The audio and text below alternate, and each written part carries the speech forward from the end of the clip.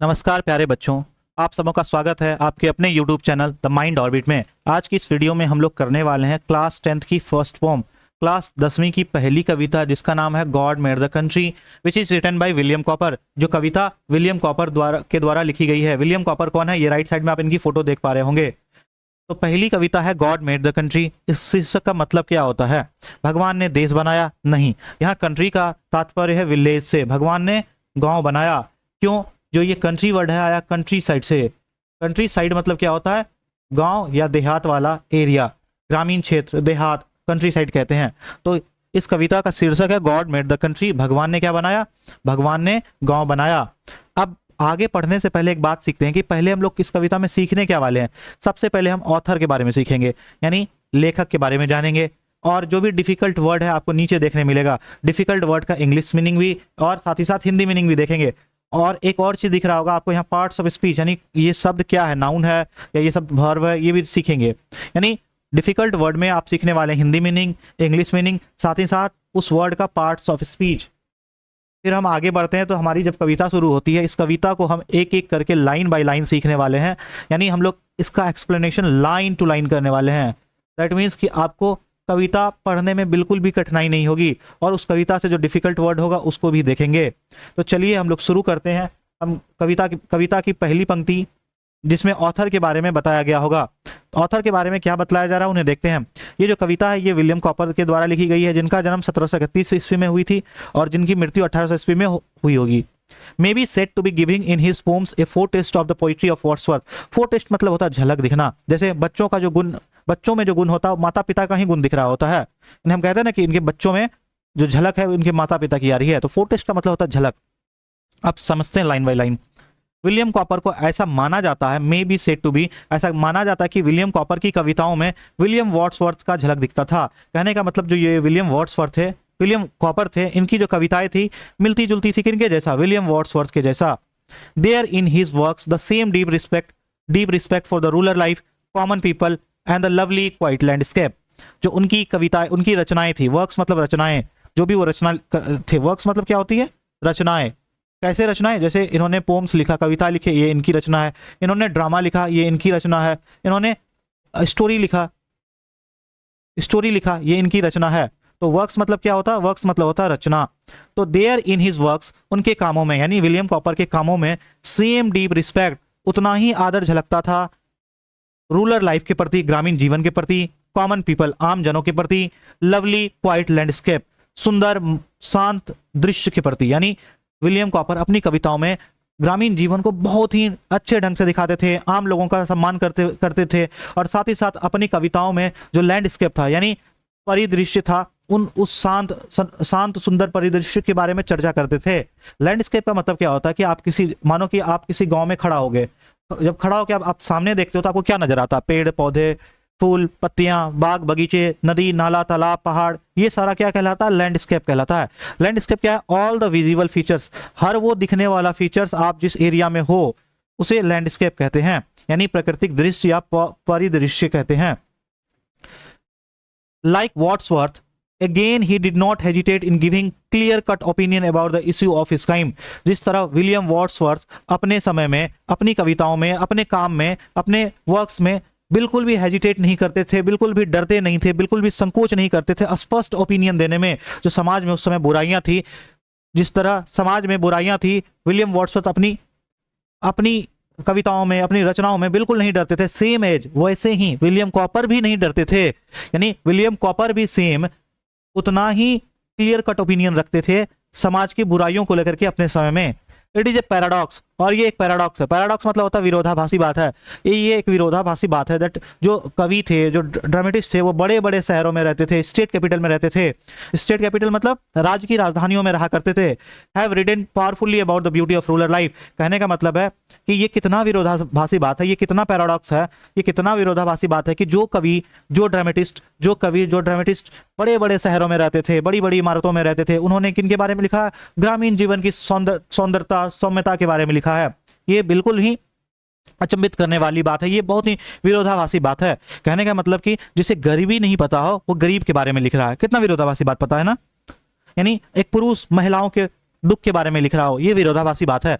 यानी जो खुद पोइट्स, जो कवि, जो ड्रामेटिस्ट खुद बड़े बड़े शहरों में रहते थे, राज की राजधानियों में रहते थे, उन्होंने बहुत ही पावरफुली, बहुत ही सुंदर तरीके से गांव की सुंदरता के बारे में लिखा। ये एक पैराडॉक्स है। अब जो पैराडॉक्स है ये एक फिगर ऑफ स्पीच है। फिगर ऑफ स्पीच क्या होता है वो फिर हम बताएंगे आने वाले क्लास में। फिलहाल हम पैराडॉक्स मतलब समझ लेते हैं। पैराडॉक्स का मतलब क्या होता है? विरोधाभासी कथन, ऐसी कथन जो विरोधाभास हो, कॉन्ट्राडिक्टरी हो, लेकिन उसमें सच्चाई छुपी हो। आप अभी नहीं समझोगे, मैं अभी एग्जाम्पल लूंगा 3, तब समझ में आएगा। पैराडॉक्स क्या है? एक ऐसी स्टेटमेंट है जो प्रतीत होता है कि वो कॉन्ट्राडिक्टरी है, विरोधाभास है, ऐसा लगता है कि वो इम्पॉसिबल है, लेकिन एक्चुअली में वो उसमें सच्चाई छुपी होती है, हिडन ट्रूथ छुपा होता है। एक एग्जांपल लेते हैं, the more you try to sleep the less you sleep. तुम जितना सोने की कोशिश करोगे उतनी कम नींद आएगी। विरोधाभासी बात है, यानी तुम सोने की तो कोशिश कर रहे हो लेकिन तुम्हें नींद ही नहीं आ रही है। ये विरोधाभासी बात है ना। लेकिन जब आप इस वर्ड को डीपली समझोगे तो तब आपको समझ में आएगा इसमें कुछ सच्चाई है। जैसे कभी आपने सुना होगा कि आपके पापा आपको कल घुमाने ले जाने वाले हैं, कहीं बाहर घुमाने, पहाड़ों पे घुमाने ले जाने वाले हैं। तो होता क्या है कि जब आप उस रात में चाहते हो कि आप जल्दी उस रात में सो जाओ ताकि आपका नींद पूरी तरह से कंप्लीट हो और आप सुबह उठकर मस्त घूमने जा पाओ। लेकिन आप जब जैसे ही सोने की कोशिश करते हो रात में, तो आपके दिमाग में बहुत सारे ख्याल आ रहे होते हैं कि वहां घूमने जाएंगे तो कैसा होगा, जिस वजह से आपको नींद ही नहीं आती है। और आप जितना ज़्यादा सोने की कोशिश करोगे उतना तुम्हें नींद नहीं आएगी। ये जो वाक्य था, ये क्या था, ये जो सेंटेंस था, ये जो स्टेटमेंट था, ये पैराडॉक्स था। I know that I know nothing. मुझे पता है कि मैं कुछ नहीं जानता। ये भी विरोधाभासी बात है। जब तुम्हें पता है कि तुम्हें कुछ नहीं आता तो फिर तुम्हें पता कैसे है? आई नो दैट, मैं जानता हूं। आई नो दैट, मैं जानता हूं। आई नो नथिंग, मुझे कुछ नहीं पता। मुझे पता है कि मुझे कुछ नहीं पता। अरे तुम्हें जब पता है तो फिर तुम्हें कुछ नहीं कैसे पता? तो ये स्टेटमेंट अपने आप में विरोधाभासी है। एक और देख लेते हैं, द मोर यू लर्न, जितना तुम सीखोगे, the more you realise how little you know. यानी जितना ज़्यादा तुम सीखते हो तुम्हें लगता है कि तुम्हें उतना ही कम आता है। होता क्या कि जब हम किसी चीज़ को डीपली पढ़ना शुरू करते हैं तो हमको लगता है कि जब हम पढ़ नहीं रहे होते तो हमको लगता है ठीक है कर लेंगे, आसान है करना। जैसे ही हम पढ़ना शुरू करते हैं तो हमको लगता है कि अभी जो पढ़े ये तो कम ही है, अभी और कितना पढ़ना है। That means the more you learn, जितना तुम सीखोगे उतना तुम्हें एहसास होगा कि तुम्हें कुछ नहीं आता है। ये तीनों सेंटेंस एक पैराडॉक्स का बहुत अच्छा उदाहरण था। तो यहाँ पैराडॉक्स क्या था? यहाँ पैराडॉक्स था कि जितना तुम यहाँ पैराडॉक्स क्या था कि जो पोइट, जो कवि, जो ड्रामेटिस्ट बड़े बड़े शहरों में रहते थे, बड़ी बड़ी राजधानियों में रहते थे, उन्होंने बहुत सुंदर तरीके से गांव, ग्रामीण जीवन के बारे में लिखा। ये विरोधाभासी बात है। जो शहरों में रहते हैं वो ग्रामीण जीवन के बारे में लिख रहा है। समझ में आ गया होगा। अगली लाइन देखते हैं क्या है इस ऑथर के बारे में। The simplicity of a common villager engaged in a humble profession, the abundance of natural life in the flora and fauna and the peaceful living together make have always inspired the poet to write on the life of countryside। countryside मतलब गांव। आप समझते हैं एक एक करके। जो simplicity है, जो सादा जीवन है, किनका? आम विलेजर का, कॉमन विलेजर, आम विलेजर का सादा जीवन, वो किस तरह से इस कविताओं को, मतलब जो पोइट थे उनको ग्रामीण जीवन के बारे में लिखने के लिए क्या इंस्पायर किया? जो गांव में लोग सादा जीवन जीते हैं, सिंपल लाइफ जीते हैं, जो वहाँ के कॉमन विलेजर हैं वो सादा जीवन जीते हैं, जो अपने हम्बल प्रोफेशन में यानी अपनी पेशा में व्यस्त रहते हैं। गाँव के लोग, पेशा क्या होता है? जो काम होता है। जैसे मैं टीचर हूँ तो मेरा पेशा क्या है? टीचिंग मेरा पेशा है। डॉक्टर की पेशा क्या है? वो पेशेंट का इलाज करेंगे, वो उनका पेशा है। पेशा मतलब किसी का काम। तो जो गांव के लोग हैं वो हम्बल प्रोफेशन में व्यस्त रहते हैं। ये बात पोएट को इंस्पायर किया। हम्बल प्रोफेशन कैसे? जैसे मोची जूते सी रहा होगा, किसान काम कर रहा होगा गाँव में, लोहार लोहे की काम कर रहा होगा, दुकानदार अपना दुकान चला रहा होगा। यानी जो हम्बल प्रोफेशन है उसमें बिजी है गाँव के लोग। The abundance of natural life, abundance मतलब होता है प्रचुर मात्रा में, किसी भी चीज की अधिक संख्या होना अबाउंडेंस कहलाता है, प्रचुरता यानी बहुत ज्यादा मात्रा। द अबाउंडेंस ऑफ यानी बोल रहा है कि गांव में जो प्राकृतिक जीवन है, गांव में प्राकृतिक जीवन बहुत ज्यादा है। यानी फ्लोरा मतलब होता है वनस्पति, पेड़ पौधे, ये वनस्पति, ये फ्लोरा है। और फोना मतलब हो गया एनिमल, जीव जंतु। तो गांव में जो प्राकृतिक जीवन बहुत ज्यादा मात्रा में है, बहुत ज्यादा मात्रा में पेड़ पौधे हैं, बहुत ज्यादा मात्रा में जीव जंतु हैं गांव में, और सभी लोग पीसफुली रहते हैं, शांतिपूर्वक अपने गांव में रहते हैं। यही बात पोएट को इंस्पायर करता है, पोएट को प्रोत्साहित करता है कि वो ग्रामीण जीवन के बारे में लिखे। यानी क्या इंस्पायर करता है पोएट को ग्रामीण जीवन के बारे में लिखने के लिए? सिंप्लिसिटी, सादा जीवन। जो आम विलेजर, कॉमन विलेजर का जो सादा जीवन है वो किस तरह हम्बल प्रोफेशन में बिजी रहते हैं, और प्रचुर मात्रा जो नेचुरल लाइफ है, प्राकृतिक जीवन प्रचुर मात्रा में है गांव में, और सब मिलकर शांति प्रिय जीवन गुजारते हैं। यही बात पोएट को गांव के बारे में लिखने के लिए इंस्पायर करता है, उन्हें मजबूर करता है।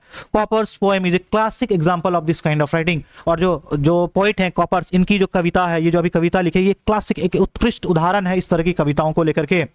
इंपॉर्टेंट वर्ड देख लेते हैं क्या? अबाउंडेंस मतलब बताया था कि प्रचुर मात्रा, बहुत अधिक संख्या। फ्लोरा मतलब होता है वनस्पति, पेड़ पौधे, जंगल। फोना मतलब क्या होता है? फोना मतलब होता है जीव जंतु, आपने साइंस में भी पढ़ा होगा फ्लोरा एंड फोना। कंट्री साइड क्या मतलब होता है? कंट्री साइड मतलब होता है रूरल एरिया, ग्रामीण क्षेत्र, गांव का इलाका या देहात। अभी कविता शुरू नहीं हुई, अभी तक ऑथर के बारे में ही पढ़ रहे हैं। अगला लाइन है the first line of this pome, जो इस लाइन की पहली कविता है। जब हम कविता देखेंगे तो कविता की पहली पंक्ति क्या है? गॉड मेड द कंट्री, भगवान ने गांव बनाया, देहात बनाया, and man made the town, और आदमी ने क्या बनाया? शहर बनाया। Truly sums of the creation of country side and the evolution of town. और ये जो लाइन है, ये लाइन पूरी तरह से क्या बतलाने में सफल होता है? ये बतलाने में सफल होता है कि ग्रामीण को, कंट्री साइड को भगवान ने बनाया और शहर को इंसानों ने बनाया, यानी शहर का इवोल्यूशन हुआ। इवोल्यूशन मतलब पहले छोटा शहर रहा होगा, उससे फिर बड़ा शहर बना होगा, उससे और थोड़ा बना होगा, फिर बड़ी बड़ी इमारतें आ गई होगी शहरों में। इवोल्यूशन मतलब क्या होता है? समय के साथ जो बदलाव होता है उसको इवोल्यूशन बोलते हैं। तो पहले ये जो पंक्ति है God made the country and man made the town, ये पूरी तरह से इस बात को बतलाने में सफल होता है कि भगवान ने गांव बनाया, लेकिन समय के साथ आदमी ने विकास करके शहर बना दिया। Being created in a natural way, कहना चाह रहा है कि जो गांव है वो प्राकृतिक तौर पे बना है, वहां पर कुछ भी छेड़छाड़ नहीं किया गया है। Villager poses A perfection that towns and cities can never have, जो प्राकृतिक तौर पे जो भी बने होते हैं उसमें अधिक परफेक्शन होती है, वो अधिक परफेक्ट होते हैं, वो अधिक सुंदर होते हैं। जिस तरह शहर और टाउन्स में कभी नहीं हो सकता प्राकृतिक सुंदरता। क्यों नहीं हो सकता है? शहर और टाउन्स कभी उतने परफेक्ट नहीं होंगे जितने गांव परफेक्ट होगा। क्यों? गांव को भगवान ने बनाया है, उसमें कोई छेड़छाड़ नहीं किया गया है। जो शहर को इंसानों ने बनाया, बड़ी बड़ी इमारतें, बड़े बड़े गगनचुंबी इमारतें, कारखाना, और साथ ही साथ पॉल्यूशन, ये सभी लोग शहरों में बनाया गया इंसान के द्वारा है। Addressing to the town dwellers, एक शब्द है टाउन ड्वेलर्स। टाउन ड्वेलर्स मतलब होता है शहरवासी, नगरवासी। शहरवासी को संबोधित, एड्रेसिंग मतलब होता है संबोधित करते। Addressing the town dwellers the poet throws a light on the virtue of the rural life and exhort them to escape from the artificial luxury and comfort to the simple but enduring pleasure of the village. कवि इस sentence में ये कहना चाह रहा है कि ग्रामीण जो टाउन ड्वेलर्स हैं, जो शहर नगर के वासी हैं, शहर के लोगों को, रहने वाले लोगों को ये संबोधित करके कह रहे हैं कि जो गांव में वर्च्यू है, गुण है, सद्गुण है, ज्यादा है। यानी कवि कहना चाहते हैं, ए शहर वालों, तुम्हें सद्गुण नहीं पता, तुम्हें खुशी नहीं पता, जो खुशी, जो सद्गुण, जो अच्छाइयाँ गांव के लोगों को होता है, रूरल लाइफ में होता है। एंड एग्जॉर्ट देम, एग्जॉर्ट मतलब होता है दबाव डाल के कहना, आग्रह करके कहना। और शहरवासियों को कवि आग्रह करके कहते हैं कि तुम भागो, एस्केप करो, भागो। किससे? आर्टिफिशियल लग्जरी से, इस बनावटी सुख से भागो, इस कृत्रिम सुख से भागो। जो तुम एसी में रहते हो उससे भागो, जो तुम बड़ी बड़ी गाड़ियों में ट्रेवल करते हो उससे भागो। जो कृत्रिम सुख है, जो गाँव में असली सुख होता है, प्रकृति में बैठना, प्रकृति में पेड़ के छांव में लेटना, ये असली सुख है। तो आर्टिफिशियल लग्जरी से भागो। कौन कहते हैं? कवि कहते हैं कि तुम्हारा कवि कहते हैं शहरवासियों से कि जो गांव में है वर्च्यू होता है, गुण होता है, सद्गुण होता है, और अपने बातों को दबाव डालते हुए, प्रभाव डालते हुए कहते हैं कि तुम भागो, छोड़ो। किनको छोड़ो? Artificial luxury. आर्टिफिशियल लग्जरी मतलब कृत्रिम सुख को छोड़ो, एंड कंफर्ट, और लग्जरी और कंफर्ट को छोड़ो, टू सिंपल, सादा जीवन की ओर आओ। सादा जीवन, भले ही गांव का जीवन सादा हो, बट लेकिन एंड्योरिंग है, लंबे समय तक टिकाऊ है। एंड्योरिंग मतलब होता है लंबे समय तक चलने वाला, टिकाऊ। जो ग्रामीण जीवन का सुख और समृद्धि है वो लंबे समय तक टिकाऊ है, उसकी ओर जाओ। गांव में जो प्लेजेस मिलते हैं उनकी ओर भागो। तो ओवरऑल जो इस कविता का जो ऑथर था ये कहना चाह रहा है कि गांव में ज्यादा सुख, समृद्धि, शांति, प्राकृतिक रचनाएं हैं, और शहर में आर्टिफिशियल लग्जरी है। दैट मीन्स कि बनावटी कृत्रिम सुख है। अब आ जाते हैं कविता की पहली पंक्ति की और हमारा कविता यहां से शुरू होता है। गॉड मेड द कंट्री, भगवान ने क्या बनाया? भगवान ने गांव बनाया। अब एक एक करके लाइन बाय लाइन समझते हैं इस कविता को। God made the country and man made the town, भगवान ने गांव बनाया और लोगों ने शहर बनाया। व्हाट वंडर देन, तब इसमें चौंकने की क्या बात है? What wonder then that the health and virtue gifts, तब इसमें आश्चर्य होने की क्या बात है कि भगवान ने अगर गांव बनाया तो भगवान ने गांव वालों को बदले में क्या दिया? स्वास्थ्य दिया। गांव वालों को क्या दिया भगवान ने? वर्च्यू, सद्गुण दिया। स्वास्थ्य और सद्गुण उपहार के तौर पे भगवान ने गांव वालों को दिया। इस लाइन का मतलब यह है कि गांव वाले प्राकृतिक तौर पे रहते हैं। गांव में पानी, शुद्ध पानी मिलता है, शुद्ध हवा मिलता है, शुद्ध वातावरण मिलता है, जिसकी वजह से ग्रामीण लोगों का स्वास्थ्य बहुत अच्छा है। ग्रामीण लोग छल कपट में विश्वास नहीं करते हैं, उनके अंदर सद्गुण होता है। तो ये कहना चाह रहा है कवि कि भगवान ने गांव बनाया और लोगों ने टाउन बनाया, शहर बनाया। व्हाट वंडर देन, वंडर मतलब चौंकना, आश्चर्य होना। तब इसमें आश्चर्य होने की क्या बात है? जब भगवान ने गांव बनाया तो गांव वालों को बदले में क्या दिया? हेल्थ दिया, स्वास्थ्य दिया। गांव वालों को क्या दिया? वर्च्यू दिया। क्या? As a gift, as a उपहार। उपहार के तौर पे ग्रामीण लोगों को भगवान ने हेल्थ दिया, स्वास्थ्य दिया और वर्च्यू दिया। That can alone make sweet the bitter drought that life holds out all।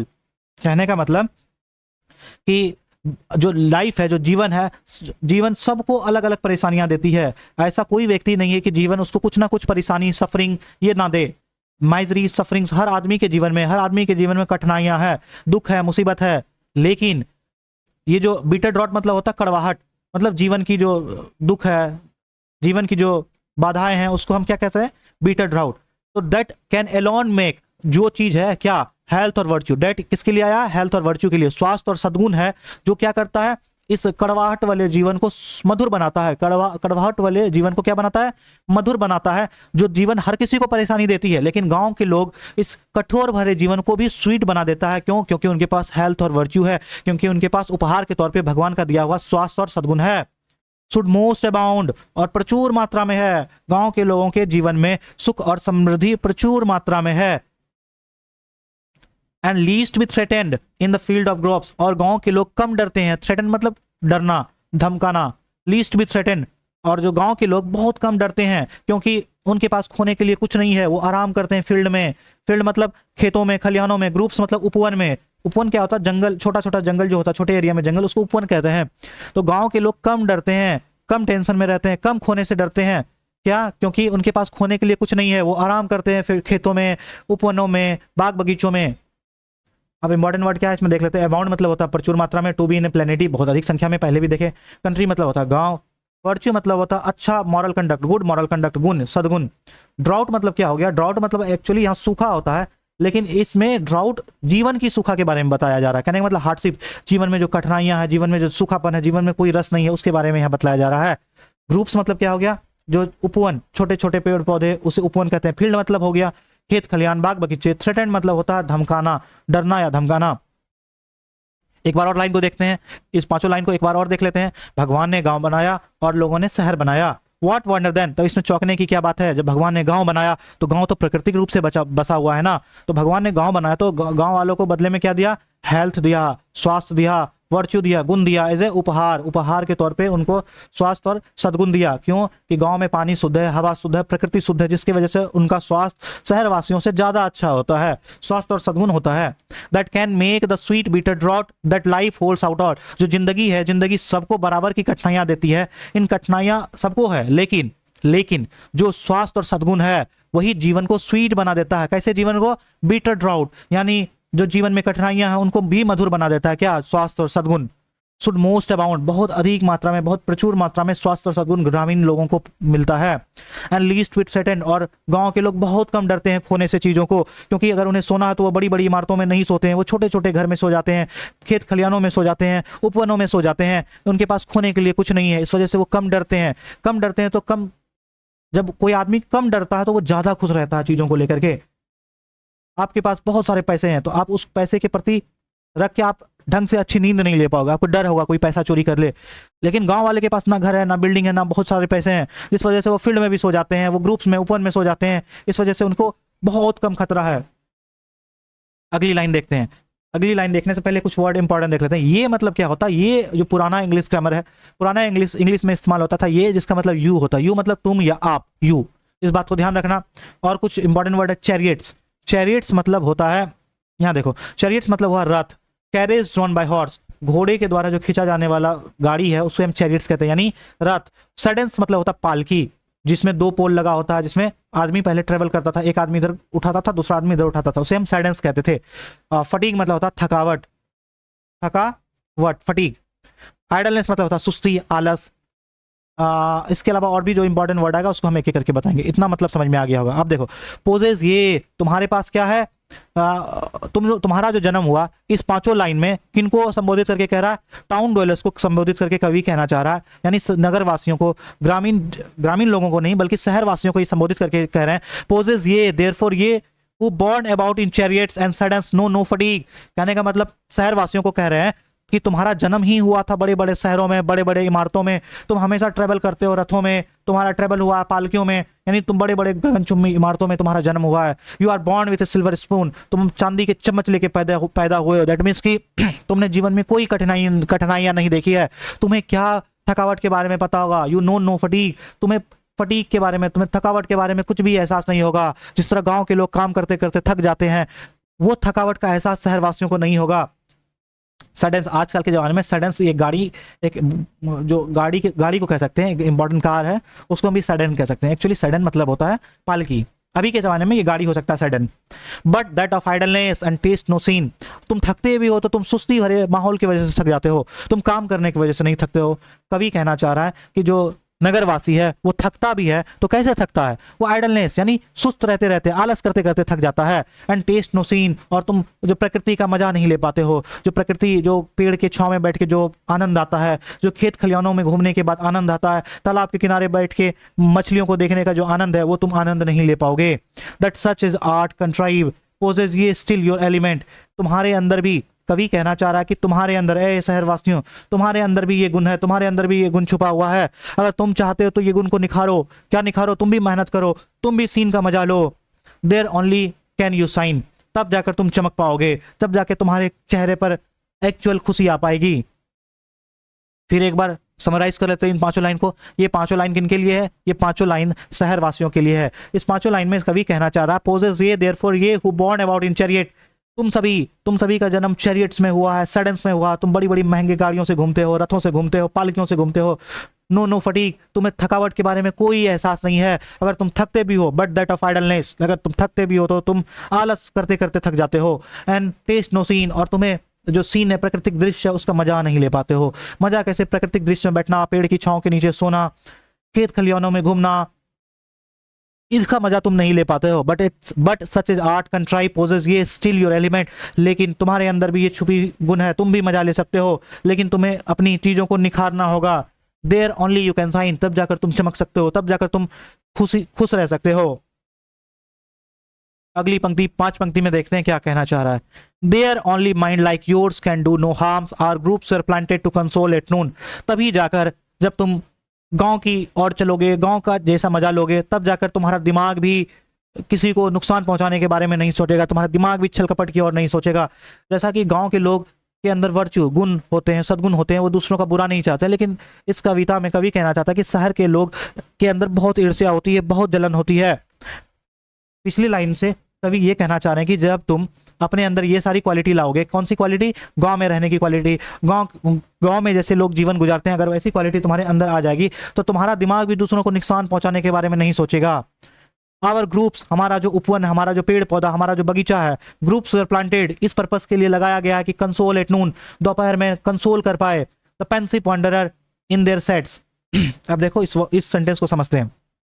जो गांव में पेड़ पौधा है, गांव में जो उपवन है, उसको इसलिए लगाया गया है कि ये जो राह चलता मुसाफिर है उसको कंसोल कर पाए, उसको आराम दे पाए, उसको दिलासा दे पाए। जो मुसाफिर है वो धूप में चलते चलते चलते थक जाए तो हमारे पेड़ों में आके आराम कर लेता है, पेड़ के छांव में आके आराम कर लेता है। इस लाइन में कवि कहना चाह रहा है, हमारा जो ग्रुप से हमने जो पेड़ पौधा लगाया है वो कंसोल करता है, वो आराम देता है, दोपहर में, तपती दोपहरी में आराम देने का काम करता है। किनको?